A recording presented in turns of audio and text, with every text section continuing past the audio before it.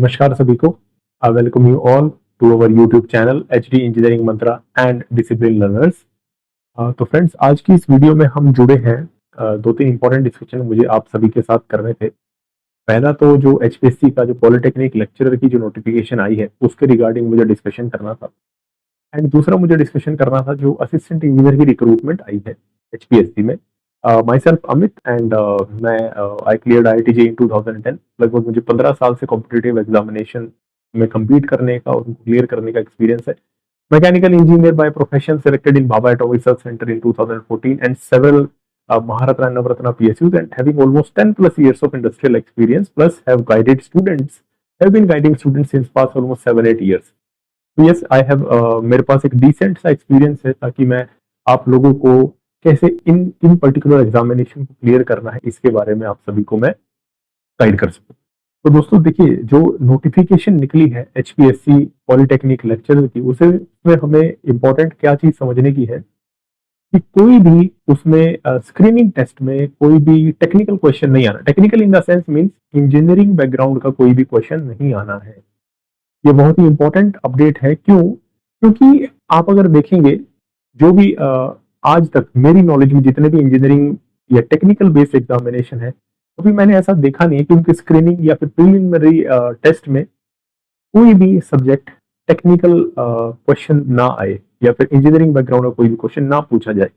तो ये एक बड़ा ही I should say unfortunate move भी है, क्योंकि not even a single question has to be asked from your engineering background. और जबकि देखें, इसमें केवल बीटेक नहीं, जिन्होंने एमटेक क्लियर की हुई है, यानी कि टेक्निकल नॉलेज में एक लैडर और ऊपर के जो स्टूडेंट्स हैं उनको रिक्रूटमेंट किया जा रहा है, और उसमें कोई भी question will not be there from engineering background. But इसमें मुझे जो एक वेलकम स्टेप लगा, मुझे जो एक अच्छा स्टेप लगा, वो ये लगा जो कि हरियाणा पब्लिक सर्विस कमीशन ने हरियाणा जीके को जो इंपॉर्टेंस दी है इसमें। देखिए, ये भी हम देख रहे थे पिछले काफी सालों से, जो ए लेवल के एग्जामिनेशन है, जो टेक्निकल एग्जामिनेशन है, उसमें Haryana public service commission at least screening में और इवन मेंस में जो हरियाणा जीके का जो पार्ट है, be it history, be it polity, be it economy, be it geography, इनको इंपॉर्टेंस नहीं दे रहा था। जबकि यही मैं अगर पैरेलल स्टेट्स की बात करूं, फॉर एग्जांपल पंजाब की मैं बात करूं, राजस्थान की बात करूं, हिमाचल की बात करूं, या इवन मध्य प्रदेश या उत्तर प्रदेश की बात करूं, सभी स्टेट्स के एग्जामिनेशन में जो उन स्टेट स्पेसिफिक जनरल नॉलेज है उसको टेस्ट जरूर किया जाता है। तो मेरी राय में ये एक वेलकम स्टेप क्यों है? क्योंकि मुझे ऐसा लगता है अगर कोई युवा अगर हरियाणा प्रदेश में अगर नौकरी करना चाह रहा है तो उसको जरूर पता होना चाहिए हरियाणा के इकोनॉमिकल प्रोस्पेक्टस क्या है, हरियाणा की पॉलिटिकल चैलेंजेस क्या है, हरियाणा में ज्योग्राफिकल चैलेंजेस क्या है, इंडस्ट्रीज की क्या स्टेटस है, हरियाणा का एनवायरमेंट, फ्लोरा एंड फोना जो है उसमें उसकी भी नॉलेज मुझे लगता है एज एन इंजीनियर या फिर grade A grade B job के युवा को पता होने चाहिए, जैसा कि बाकी स्टेट्स में भी किया ही जा रहा है। तो ये वेलकम मूव है। इसको मैंने जब ये नोटिस में देखा तो मुझे बड़ा अच्छा लगा कि जो हरियाणा जीके को भी इन्होंने इंपॉर्टेंस दी है। तो लगभग हम अगर 100 क्वेश्चन आते हैं तो 10 से 12 question I believe that expect किए जा सकते हैं हरियाणा जीके के। हाँ, मुझे लगता है 10 से 12 question you can expect from Haryana GK. रही बात अब जो इसमें जो बाकी सिलेबस का पार्ट है, क्या क्या सिलेबस में है। सबसे पहले जनरल साइंस बोले तो बायोलॉजी, फिजिक्स, केमिस्ट्री, जो जनरल साइंस है 10th लेवल की जनरल साइंस है। बट हाँ, मैंने कई बार देखा 11th और 12th लेवल के भी क्वेश्चंस कई बार पूछ लिए जाते हैं, वो आपके सिलेबस का पार्ट है। Current events of national and international importance, यानी कि बेसिकली करंट अफेयर्स। जनरली क्या होता है दोस्तों, जैसे ये कैलेंडर ईयर जो चल रहा है, कैलेंडर ईयर मतलब जनवरी से दिसंबर, और फाइनेंशियल ईयर होता है अप्रैल टू मार्च। तो जो कैलेंडर ईयर चल रहा है, जैसे जनवरी से अभी अगस्त मंथ चल रहा है, तो इस कैलेंडर ईयर का पूरे महीने और पिछला पूरा कैलेंडर ईयर, यानी कि अगर मैं बात करूं कब तक के आपको करंट अफेयर्स प्रिपेयर करने चाहिए, आपको करंट अफेयर्स प्रिपेयर करने चाहिए फ्रॉम जनवरी 2024 टू जब तक ये आपका एग्जामिनेशन नहीं हो जाता। और मुझे ऐसा लग रहा है दोस्तों विद इन 2-3 मंथ्स शायद आपका एग्जामिनेशन हो जाना चाहिए। If it is August running now, तो अक्टूबर एंड तक वी कैन एक्सपेक्ट कि आपका एग्जाम होना चाहिए, एज फार एज मैं कमीशन को जितना मैं समझता हूँ। नेक्स्ट, इसमें इन्होंने टॉपिक में बात की हिस्ट्री ऑफ इंडिया। अभी अपने आप में बड़ा एक वास्ट टॉपिक है। अगर आप हिस्ट्री ऑफ इंडिया की बात करें, इसमें इसमें एंशियंट हिस्ट्री भी आ जाता है, इसमें मिडाइवल हिस्ट्री भी आ जाता है, इसमें मॉडर्न हिस्ट्री भी आ जाता है, और चौथा पार्ट पोस्ट इंडिपेंडेंस हिस्ट्री भी आ जाता है। तो इसको लेके मेरे को लगता है जो आपको प्रिपेयर करना चाहिए, जो लेक्चर्स हम आपको प्रोवाइड कर रहे हैं, फ्री ऑफ कॉस्ट आपको दोस्तों लेक्चर्स प्रोवाइड कर रहे हैं, उनको आप जरूर फॉलो कीजिए। वहीं से आप इस एग्जामिनेशन के ऑलमोस्ट हिस्ट्री क्वेश्चंस को टैकल कर पाएंगे। और नॉट ओनली दिस एग्जामिनेशन, कल को आपको हरियाणा सिविल सर्विसेज भी अटेम्प्ट करना है, कल को आपको इवन एसएससी अटेम्प्ट करना है, या किसी और पब्लिक सर्विस कमीशन का आपको एग्जामिनेशन अटेम्प्ट करना है, तो जो जीएस के लेक्चर्स हम अभी करा रहे हैं, फ्री ऑफ कॉस्ट आपको जो करा रहे हैं, वो आप करेंगे तो आपको प्रॉब्लम नहीं आएगी, आप more or less you will be very much comfortable. Next आ गया Indian culture, Indian polity and Indian economy. Indian culture में देखिए बहुत सारी चीजें आ जाती है, आर्ट एंड आर्किटेक्चर आ जाता है ना, और इसमें इसमें डांस फॉर्म्स आ जाती हैं, इसमें लिटरेचर आ जाता है, इसमें सिंगिंग आ जाती है कि क्यों, इसमें फिलोसफीज आ जाती है, कौन कौन सी फिलोसफीज प्रिवेलेंट रही है इंडिया में।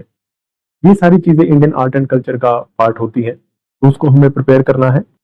नेक्स्ट जो है इंडियन पॉलिटी, अगेन एक वेरी वास्ट टॉपिक है, बट ऐसा टॉपिक है जिसको एक बार आप प्रिपेयर कर लेंगे तो क्वेश्चंस मोर और लेस आपके करेक्ट होते हैं, क्वेश्चंस गलत होने के चांस आपके कम होते हैं। इंडियन पॉलिटी की मैं बात कर रहा हूँ।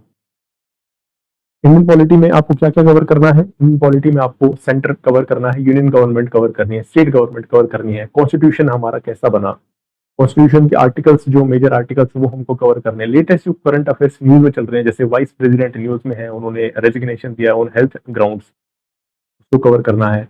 लेटेस्ट डेवलपमेंट जो इंडियन पॉलिटी में चल रही है ना, गवर्नर और यूनियन के बीच में जो रिलेशन है, गवर्नर और जो स्टेट गवर्नमेंट के बीच में रिलेशन है, वो काफी बार न्यूज में रहते हैं, उनको कवर करना है। साथ ही इसमें बताया गया इंडियन इकोनॉमी, तो इंडियन इकोनॉमी को भी कवर करना है। इसके अलग अलग पार्ट्स आते हैं, मैक्रो इकोनॉमिक्स है, माइक्रो इकोनॉमिक्स है ना, और इंडियन इकोनॉमी डेवलप कैसे हुई है, इंडिया का बैंकिंग सिस्टम क्या है, इंडिया की मॉनेटरी पॉलिसी क्या है, फिस्कल पॉलिसी क्या है, बजट क्या है, ये सारा हमको इसमें कवर करना है। और देखिए आपको चीजों को ना कंबाइन करके कवर करते हुए चलना है। इसका मीनिंग क्या है, जब आप इंडियन इकोनॉमी पढ़ रहे होंगे तो आपको हरियाणा इकोनॉमी भी साथ में पढ़नी चाहिए कि हरियाणा, इंडिया की इकोनॉमी में क्या हो रहा है और हरियाणा की इकोनॉमी में क्या चल रहा है, यूनियन बजट में क्या अनाउंस हुआ है, हरियाणा बजट में क्या अनाउंस हुआ है, सेंट्रल लेवल पे इंपॉर्टेंट स्कीम्स कौन कौन सी है जो चल रही है, हरियाणा में कौन कौन सी है इंपॉर्टेंट स्कीम्स जो चल रही है।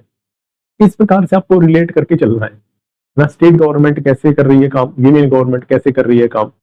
इंडियन हिस्ट्री जब पढ़े आप तो हरियाणा की हिस्ट्री भी उसमें नेचुरली कवर होती है। इनफैक्ट अगर आप हमारा एक जो मैंने सेशन कल लिया था, यानी कि 10 अगस्त को लिया था, अगर आप उस सेशन को देखेंगे उसमें इंडस वैली सिविलाइजेशन को हमने कवर किया, और साथ ही उसमें हमने ये भी देखा कि हरियाणा में कौन कौन सी इंपॉर्टेंट साइट्स है, कौन सी हिसार में साइट है, कौन सी साइट फतेहाबाद में है। तो दोनों को मिक्स करके चलना है, साइलोस में नहीं पढ़ना है।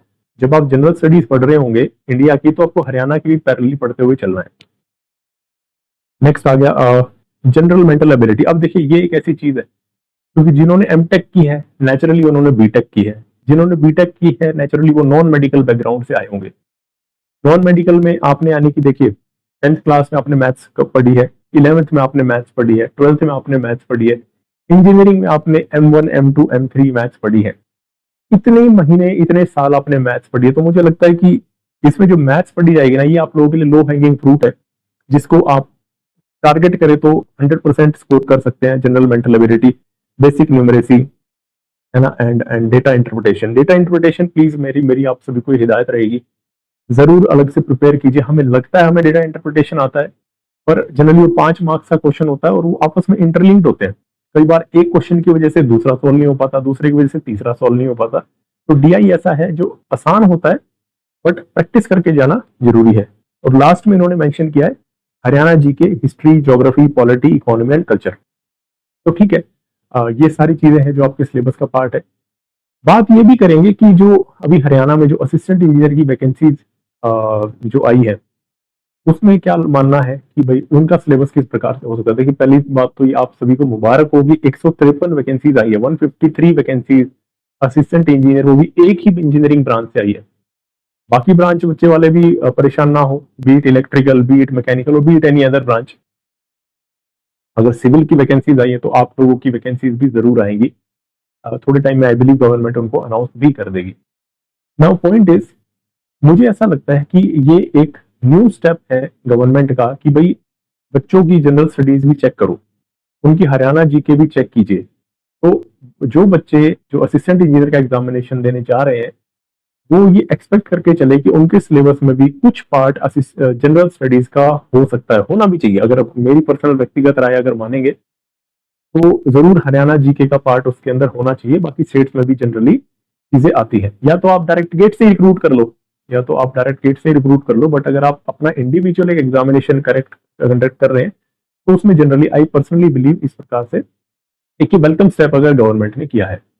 नाउ तो असिस्टेंट इंजीनियर का मैंने आप लोगों को बता दिया, जो प्रिपेयर कर रहे हैं कोशिश करके ये अपना माइंडसेट प्रिपेयर करके चलें कि उनके सिलेबस में भी ये आ सकता है। अब बात आती है कि तैयारी कैसे करनी है। तो तैयारी आपको करनी है डिसिप्लिन लर्नर्स के साथ, एचडी इंजीनियरिंग मंत्रा के साथ। आपने एक बार जो कल हमने जो 10 तारीख को हमने जो सेशन लिया था एंशिएंट हिस्ट्री का, अभी तक अगर आपने नहीं देखा प्लीज आप उसको देखिए। उस सेशन की आप क्वालिटी देखिए कि उस सेशन में आपको किस प्रकार की चीजें पढ़ाई गई हैं। वो आपको बिल्कुल इस प्रकार से नहीं पढ़ाया गया है कि भाई इजी लेवल की जीएस आएगी, इजी लेवल की जीके आएगी। नहीं, इजी लेवल की जीएस और जीके तो हरियाणा सीईटी एग्जामिनेशन में नहीं आ रही है। अगर आपने ध्यान से उस पेपर को देखा हो तो कैसे आप मान सकते हैं group A group B level के एग्जामिनेशन जो बॉडी कंडक्ट करती है वो आपको इजी जीएस जीके प्रोवाइड कर देंगे। तो अगर आप ये सोच के प्रिपेयर करेंगे कि भाई मैं ऊपर ऊपर से पढ़ के चला जाऊंगा और एग्जाम क्लियर कर दूंगा, तो I trust me on this, आप एक मिस्टेक कर रहे हैं। आप एग्जाम की पहले स्टेप से ही आउट हो जाएंगे। तो जनरली एचपीएससी एग्जामिनेशन के साथ मेरा एक्सपीरियंस रहा है कि फर्स्ट स्टेज जो है ना स्क्रीनिंग, वही हार्डेस्ट स्टेज रहती है मेरे हिसाब से। First stage screening is the hardest stage. Mains फिर भी वो राइटिंग एग्जामिनेशन रहता है, थोड़ा सा प्रेडिक्ट हो जाता है, एग्जामिनेशन में स्कोर कर लिया जाता है। तो आपको प्रिपेयर कैसे करना है, आपको एचडी इंजीनियरिंग मंत्रा डिसिप्लिन लर्नर्स के साथ इसको प्रिपेयर करना, फ्री ऑफ कॉस्ट प्रिपेयर करना है। देखिए I personally believe in quality education giving eight almost free of cost. बल्कि अगर आप लोग अगर मुझे फॉलो कर रहे होंगे पिछले कुछ टाइम से तो आपने देखा होगा फ्री ऑफ कॉस्ट तो हम डिलीवर करते ही करते हैं, साथ ही हम इनफैक्ट जो अच्छे जो एक्टिव पार्टिसिपेंट्स होते हैं उनको हम नेक्स्ट डे गिफ्ट्स और रिवॉर्ड्स प्रोवाइड करते हैं। गिफ्ट और रिवॉर्ड्स किस शेप में प्रोवाइड करते हैं हम उसको, अमेजोन के कूपन प्रोवाइड करते हैं, हम उनको पेटीएम के गिफ्ट वाउचर्स प्रोवाइड करते हैं। मुझे नहीं लगता कि इस प्रकार का पैरेलल कोई कोई इनिशिएटिव किसी ने चलाया हुआ है कि भाई एक्टिव पार्टिसिपेंट्स को वेरी नेक्स्ट डे हम ऐसे गिफ्ट कूपन प्रोवाइड करें।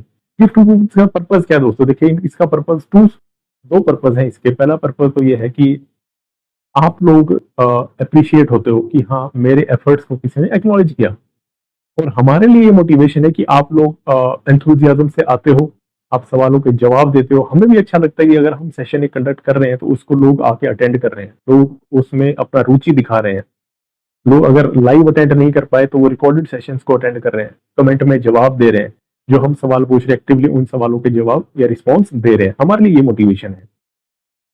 तो आपको मैंने बताया कि किस प्रकार से इसकी प्रिपरेशन करेंगे और किस प्रकार से हम आपको इस चीज में मदद कर सकते हैं। अब रही बात की ये सिलेबस कितने दिन में कवर होगा, कैसे कवर होगा, तो देखिए टोटली आप पे डिपेंड करता है।